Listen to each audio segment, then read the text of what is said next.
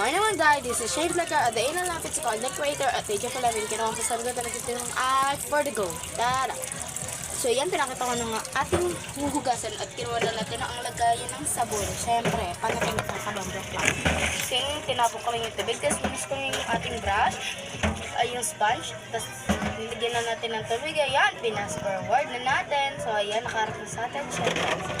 So ayan, nais ko lang yung gamit. Tapos kinuha ko lang yung huhugasan ko, yung kawali. Ayan yung pinakita ko sa inyo. Ayan yung first nating hinugasan, syempre. Ayan, hugas-hugas lang, wash-wash lang para naman mabango, syempre. So ayan, yung puti naman nalaga. Ayan, yan yung pinaglalagyan ng mga munggo or di kaya kahit ano basta lagayan siya, malamang. So ayan, fast forward na ulit. Sorry guys, ang tagal. Sorry po. Natagalan, over kasi. Kaya yung ano naman, yung pang-sala ng mga pansit kanto, noodles, ganito, ganyan, ganito. Basta ayan, kaserola naman namin. Siyempre, ayan lang ang ating hugasan. Ikan dyan lang ang ating hugasan, siyempre. Ayan, tapos na. Alawan na natin. Siyempre, ang gagawin. So ayan, alaw-alaw lang. Yung gamatanggal na sabon.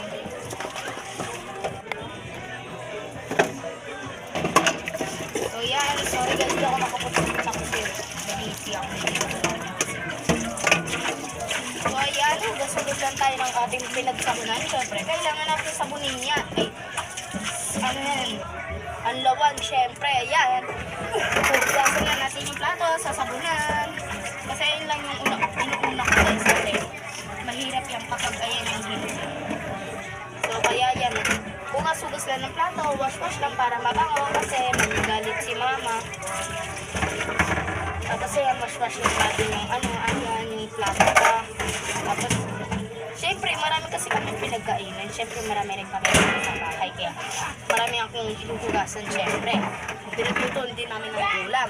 So, kaya, pinas-forward ko na yan sa kutsara na tayo nagwawash. Kasi, yan ang kailangan eh. Kailangan natin yan sa plato naman tayo nagwawash. Nabalik na natin doon sa lagayan.